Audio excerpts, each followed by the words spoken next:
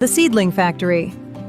Starting plants in flats saves space and gives you control over warmth, moisture, and timing. In a continuous harvest system, seedlings must be ready year-round. The Seedling Factory serves as your dedicated nursery, where plants move consistently through each stage. The name emphasizes reliable timing and disciplined routine that, when heeded, bring the garden balance and control.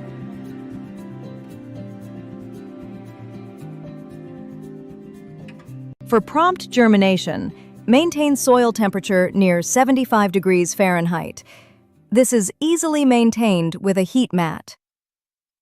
Lettuce germinates in 2 days at 77 degrees, but takes twice as long at 60.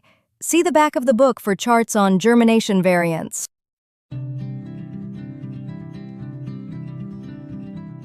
Provide 14 or more hours of light each day.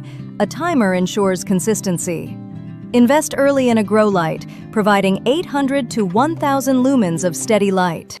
Begin with 1 flat for your first bed.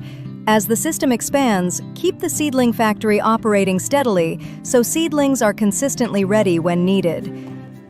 Be sure to pick up your copy of Endless Bounty, available now on Amazon.